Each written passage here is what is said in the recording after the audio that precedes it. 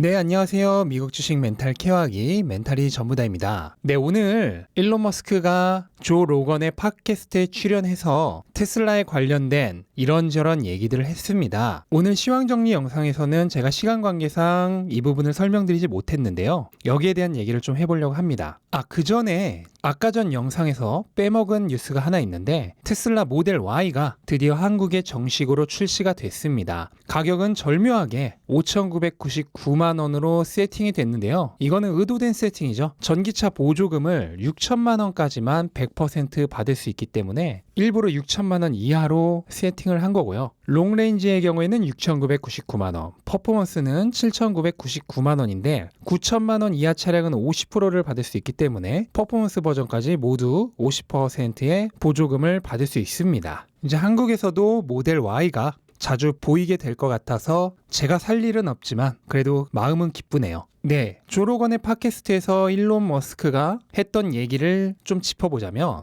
우선 로드스터에 관련된 얘기를 했습니다. 로드스터는 이미 2년 전에 실물 모델까지 공개가 됐던 모델인데요. 아직도 양산이 되고 있지 못합니다. 그래서 아마도 본격적인 양산 시기는 2022년이 될 것으로 예상이 되는데 이미 알려졌던 대로 이 로드스터에 스페이스X의 로켓 기술, 그러니까 추진기를 장착한 특수 모델이 나올 거라고 일론 머스크는 밝혔습니다. 그리고 추진기를 달 경우 뒷좌석 2개를 제거하고 추진기가 달릴 것으로 예상이 됩니다. 그리고 추가적으로 이 추진기를 차량 밑에 달아서 호버링이라고 하죠. 제자리에서 떠오르는 그런 기능을 지원할 수 있다고 얘기를 했습니다. 다만 위험을 위해서 높이 제한이 한 1m 정도 있고 추락하더라도 크게 다치지 않도록요. 또한 호버링 되어 있는 상태로 이동할 수 있다고도 얘기를 했습니다. 이렇게 되면 완전 나르는 자동차가 돼버리는데 근데 제가 보기에는 이거는 일론 머스크 특유의 약간 과장이 섞인 그런 농담조의 표현이 아닐까 하고 생각을 해봅니다. 아무리 생각해도 호버링도 조금 말이 안 되는데 그 상태로 이동까지 가능하다면은 정말 나르는 자동차가 돼버리잖아요. 그래서 실제로도 일론 머스크가 마지막에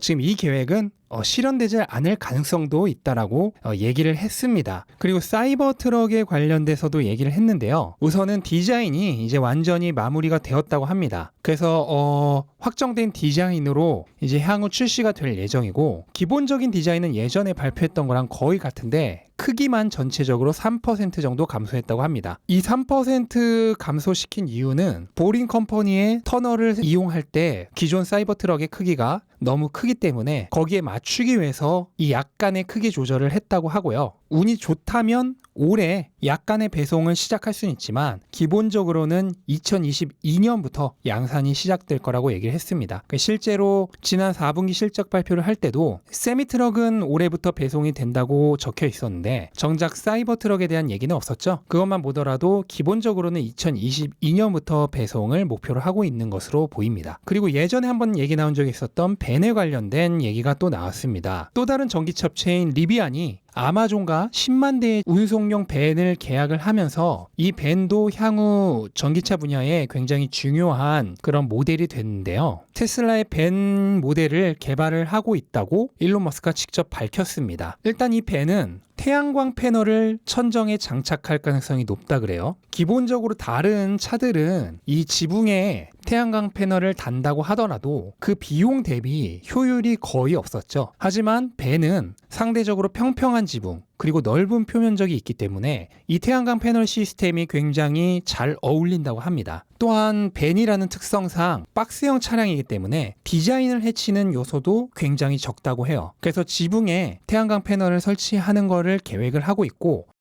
이 경우 태양광 패널로 하루에 30마일을 주행 가능한 전기를 충전할 수 있다고 합니다. 만약에 원거리를 자주 운행을 하는 사람이라면 솔직히 매력이 없는 거리긴 한데요. 도심 내에서 근거리 이동이 잦은 사람이라면 이거는 30마일을 공짜로 충전할 수 있다는 거는 굉장히 큰 메리트가 되지 않을까 생각을 하고 근거리 배송이 많은 그런 사업자들이 조금 탐내볼 만한 그런 모델이 되지 않을까 생각을 합니다. 네, 그리고 테슬라 외에 스페이스X에 대한 얘기도 했는데요. 일론 머스크는 스페이스X가 2023년까지 사람을 달에 보낼 계획이라고 얘기를 했습니다. 그리고 달에 갈 사람은 이미 정해져 있는데 마에자와 유사쿠라는 일본인 사업가인데요. 이 사람은 왜 다른 우주인들을 태우고 2년 후인 2023년에 달에 갈 계획을 얘기를 했습니다. 스타쉽 개발 버전은 얼마 전에 다들 아시다시피 시험 중에 폭발을 했잖아요. 그래서 여기에 대해서 어떻게 생각하냐고 물어보니까 일론 머스크가 테스트 중에 폭발하는 거는 전혀 이상하지 않다. 2023년까지 훨씬 더 많은 실험을 할 테고 그 과정에서 실패도 당연하다고 얘기를 했습니다. 그리고 목표는 이 스타쉽을 올해 안에 우주 궤도에 올려놓는 거를 목표로 하고 있다고 얘기를 했습니다.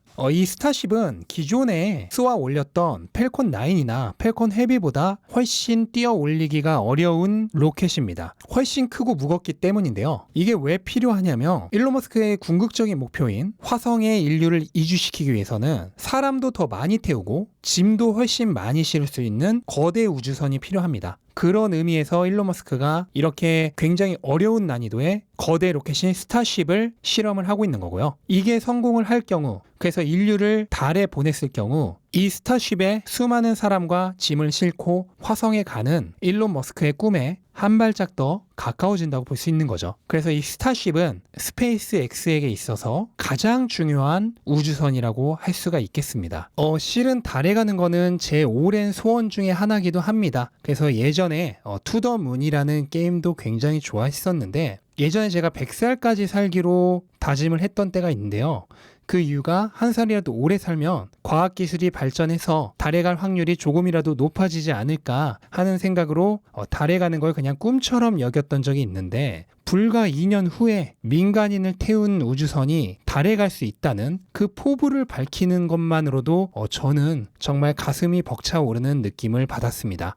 저는 머스크 형의 이런 포부가 좋습니다. 민간 기업이 인류 최초로 민간인을 달에 보내는 얘기, 그리고 수십 년 후에 인류를 한 번에 수백 명씩 태우고 화성에 보내는 얘기를 하고 있습니다. 그런데 지금 비트코인을 산 걸로 이번에 테슬라가 주가가 몇 퍼센트 떨어졌다. 이거는 정말 너무 근시안적으로 머스크 형을 판단하고 있는 거라 생각을 하고요. 만약 자신이 일론 머스크가 아니라 정말 순수하게 수학적으로 테슬라라는 기업에 투자를 한 거다. 그러면은 당연히 비난하는 것도 이해가 되지만 그게 아니라 자신의 투자의 이유에 상당수가 일론 머스크에게 있는 거라면은 지금 일론 머스크가 비트코인을 사고 트위터를 하고 이런 것 때문에 주가 좀 떨어졌다고 실망하고 비난하는 사람들은 일론 머스크에 대해 완전히 잘못 생각하고 있는 거고요. 자신이 일론 머스크에게 투자를 하고 있는 건지 아니면 테슬라에 투자를 하고 있는 건지 다시 한번 진지하게 점검해보는 시간을 가지시는 게 좋을 것 같습니다. 네, 이상 테슬라와 스페이스X에 대한 새로운 소식을 알아봤고요. 일단 개인적으로 벤과 로드스터는 아직 출시까지 조금 시간이 확정되었으면 합니다. 네, 이상 영상 마치도록 하겠습니다. 영상 도움이 되었다면 구독과 좋아요 부탁드리고요. 영상 끝까지 시청해주셔서 감사드립니다. 좋은 하루 되시기 바랍니다.